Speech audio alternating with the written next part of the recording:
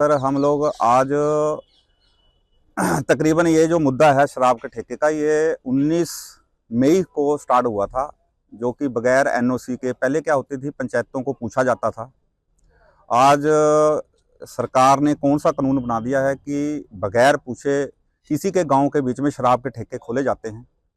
पहले प्रधान एनओसी देता था और गांव वालों की सहमति से उसको जगह निर्धारित करते थे और वो खोल दिया जाता था। लेकिन यहाँ पर किसी पंचायत से, पंचायत प्रधान या किसी भी समिति से या गांव वालों के जो सम्मानित व्यक्ति हैं उनसे किसी से नहीं पूछा गया और ये ठेका जो है शराब के ठेकेदारों द्वारा 19 मई को खोल दिया था, जिसका पूरे गांव वालों ने विरोध किया और विरोध के कारण इन्होंने अपने आप खुद ताले लगा के उसको बंद कर दिया था।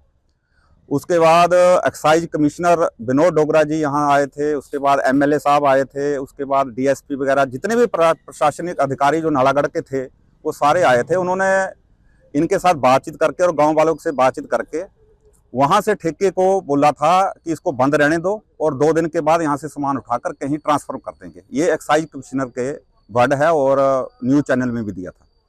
लेकिन उसके बाद क्या है, ये हाई कोर्ट में चले गए कि हमारा जो है इतना पैसा खर्च हो चुका है और ये हमारे को यहीं रहने दिया जाए, हमारा ठेका यहीं खुला जाए।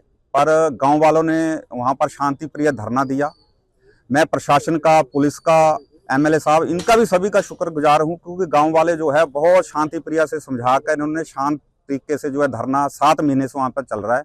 अभी भी आप देखोगे तो ये फिर जब मसला जब उठा तो शांति प्रिय हम अभी भी अगर आप देखोगे तो वहाँ पर हमारा अभी भी जो है 1-2 लड़के जो है परमानेंट बैठते हैं और ताकि वो ठेका ना खोल पाए, क्योंकि ये हाई कोर्ट माननीय अदालत में जो है हमने भी केस जो है दायर किया हुआ है कि वहाँ पर ठेका ना खुले। क्योंकि गांव जो हमारा है एक स्पोर्ट्स का माना हुआ गांव है, जहाँ पर पद्मश्री और अर्जुन अवार्डी अजय ठाकुर जो वहाँ पर तकरीबन हमारे गांव का बच्चे हैं और आज तक किसी को इतना बड़ा अवार्ड नहीं मिला हुआ है।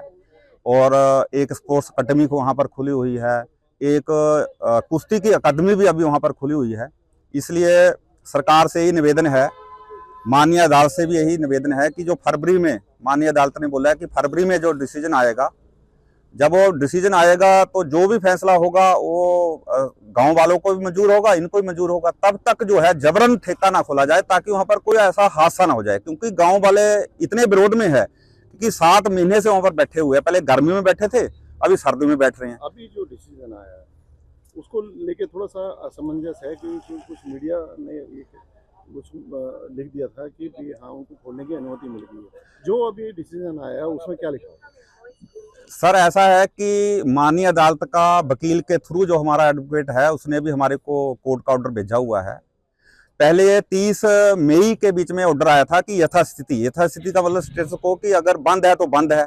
और अभी गांव वालों की तरफ से और पुलिस की रिपोर्ट में भी हमने पुलिस रिपोर्ट की आरटीआई के माध्यम से जो है पुलिस रिपोर्ट मांगी थी और उसमें भी ठेका जो है बंद दिखाया गया है और बंद था।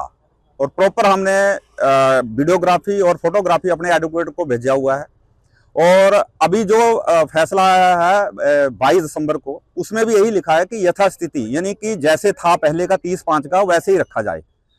और हम भी उस पर मान्य है और यही बात करने एसडीएम साहब को आए थे, क्योंकि सुनने में अखबार के मीडियम से पता चला कि यह तो खोलने के चक्कर में है।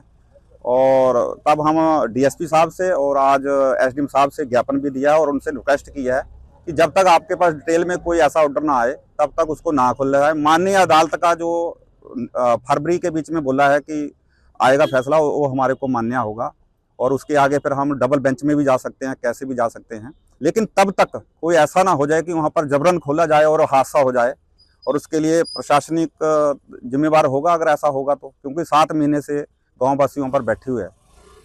धन्यवाद।